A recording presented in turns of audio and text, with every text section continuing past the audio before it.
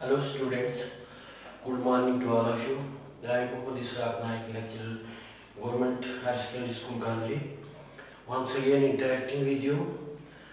This topic is for the students of 12th class. As you know, we have already discussed on this topic the US dominance in the world politics. But there are some minute contents, terms which we have to discuss here is necessary.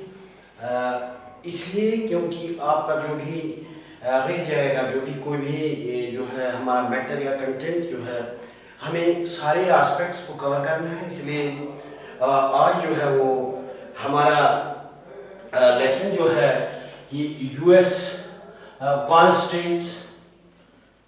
constraints in US hegemony। तो जहाँ तक constant का सवाल है, यह US हिजमनी का सवाल है। जैसे कि हमने डिस्कस किया हुआ है कि after the second world war when the year arises to superpowers USSR and next USA. तो USA, these were the two superpowers growing after Second World War, and there was a competition between two superpowers in different fields. Say that is in the economic field, in defense sector, or architectural factor, or whatever technology is concerned. There was a competition between the two growing superpowers.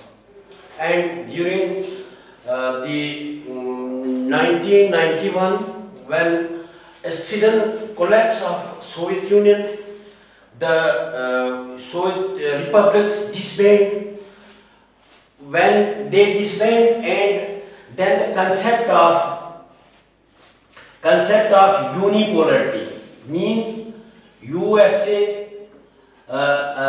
starts to begin a single power in the world politics. जैसे ही उसका disintegration हुआ, collapse हुआ USSR का, और जो उसका वो जो है वो एग्जिस्टेंस था वो सीज हो गया। जो सुपर पावर थी वो अब सुपर पावर नहीं रही, वो एलिमिनेट और उस नक्शे से जो है वो निकल गई। जो scene, international scene of super power that ends due to sudden collapse of the Soviet Union. तो जैसे वो उसका खात्मा हो गया, और उस समय से जो है वो यूएस हेजेमनी स्टार्ट्स, खास कर जो है वो स्टार्ट इसलिए हुआ क्योंकि जो आर्मी थी, जो डिफेंस सेक्टर था, आर्मी उसकी थी, या मिलिट्री हम बोल देंगे, मिलिट्री वो फील्ड जो है, military section of America was so hard, so powerful that there was no comparison. Still at present इस अमेरिका का जो है वो इतना सिस्टम बड़ा तगड़ा है कि कोई भी कंट्री जो है उसका मुकाबला नहीं कर सकती। वो कहाँ जाना चाहे, किस टारगेट को अचीव करना चाहते हैं तो वो अचीव कर लेते हैं। तो लेकिन डिस्पाइट ऑफ दैट हम बात करेंगे कि what do mean by the constant. Constants क्या होते हैं? Constants mean limitations. जब ये कुछ ऐसे कारण हैं, कुछ ऐसे फील्ड हैं, कुछ ऐसी एक्टिविटीज हैं, कुछ ऐसा सिस्टम जो कि इसको जो है वो मॉडरेट नहीं बल्कि इसको डिक्रीज करता है। उसकी वो जो उसका इम्पेयर्स जो है, इम्पेयर्स उसका डिक्लाइन होने लगा, तो वो अमेरिका का सल्तनत उसकी खत्म होने, मतलब कम होने लगी, डिक्रीज होने लगी, डाउन होने लगी। तो क्यों होने लगी, उसमें क्या कारण है? वो कॉन्स्टेंट्स या लिमिटेशंस डिसएडवांटेज हम बोलेंगे कि क्या है।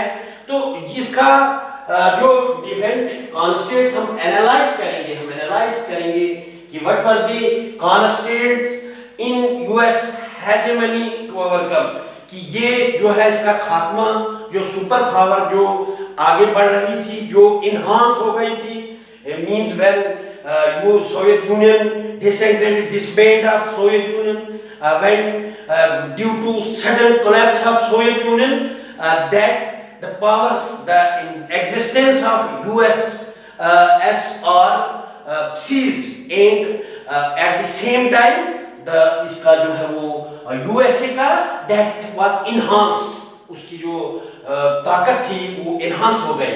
और फिर जो है फिर उसको enhance जब था तो उसके बाद जो है कहीं न कहीं उसकी सल्तनत में कहीं डिक्लाइन आया, कहीं फॉल आया। तो वो फॉल जो है वो क्यों आया? सिर्फ वहां पे there are three constants, there are only three constant which are responsible for overcoming the US dominance in the world politics। तो हम थोड़ा सा इन शॉर्ट इनको डिस्कस करेंगे।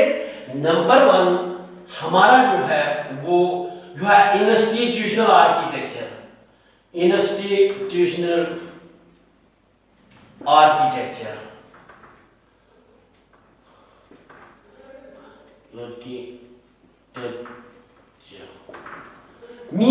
Institutional architecture. अमेरिका में कैसा सिस्टम है, वहां का आर्किटेक्चर, वहां का निजाम कैसा है? बिकॉज वहां पे जो है there is a democracy in America, which is a largest democracy along with our India, and the powers has been distributed in the three organs of the state, means those three organs are legislature, second आ गया judiciary, and third आ गया executives. Means इनकी जो America की वो power जो है that is divided into three organs of the states, means they like India the three organs of the state is legislature, judicial and executive, and once whatever is going on in the country these can check, वो check करते हैं। The one is responsible to check the development and whatever process is going on, one checks the implementation of other, and other checks what is fair, what are the policies, वो कैसी बनाई गई है, वो कैसे है।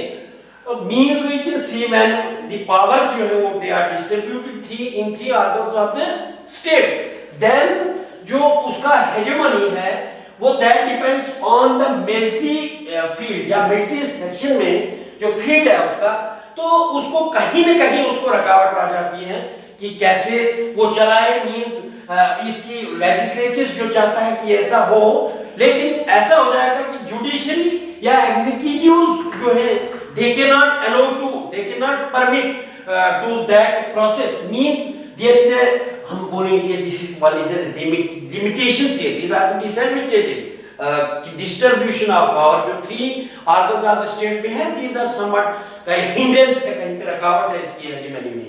तो नेक्स्ट आ जाएगा हमारा कि अमेरिकन जो माइंडसेट है वो ओपन, उनकी सोसाइटी जो है the American power is open nature, उनका जो है वो ओपन है, उनकी सोसाइटी जो है वो ओपन नेचर की है, उनमें open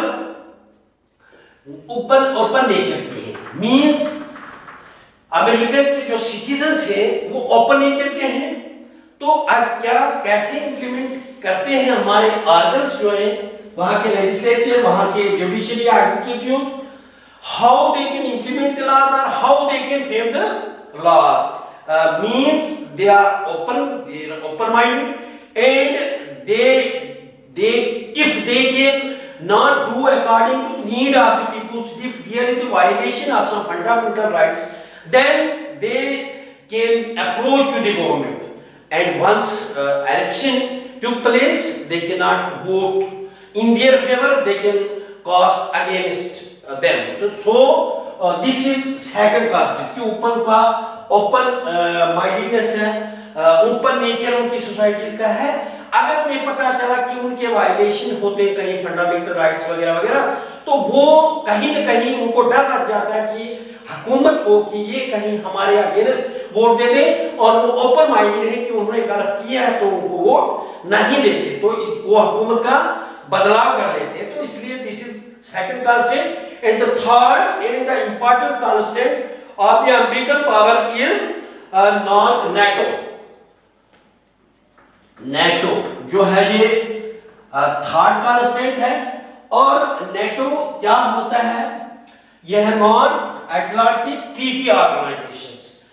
This treaty was signed among the 12 countries of the 12 states of the nations. Means इसमें and headed by USA. इसका जो है 12 कंट्रीज थी, 12 स्टेट्स इस नेटो में North Atlantic Treaty Organization when signed in which 12 countries participate, 12 states participated in this and signed on this agreement. तो ये जो है ये कहीं इंपॉर्टेंट है, कहीं पे ये जो है कहीं न कहीं इसको मॉडरेट कर सकता है इस हेजेमनी को। अगर चूंकि ये नेटो जो है, अब नेटो जो 1949 में साइन हुआ पहली बार और इसमें 12 कंट्रीज ने शिरकत की, तो ये नेटो का जो है इनमें वो जो है कॉमन इनकी इकोनॉमी जो है उनका फ्रेंडशिप के तौर पे उन्होंने साइन किया था कि कोई भी हमारी इकोनॉमी उनकी कॉमन रहेगी। और जो headed by US and once ये मार्केट अच्छी रही तो इसमें कहीं न कहीं अमेरिका को फायदा मिल सकता है। तो हम कह सकते हैं कि जो 3 कांस्टेंट है तो सबसे ज्यादा कहीं न कहीं नेटो है जो इंडिया इसको जो है मॉडरेट कर सकता है, चेक कर सकता है अमेरिकन पावर को। NATO will be successful in moderating the US power. ये सारा जो था this was about the constant, the 3 constant, the 3 constants of American power. तो थैंक्स, मुझे लगता है कि आपने जो है वो अंडरस्टैंड किया होगा। तो अब हम नेक्स्ट टाइम जो है वो दूसरा टॉपिक लेके आपके सामने आएंगे। थैंक्स।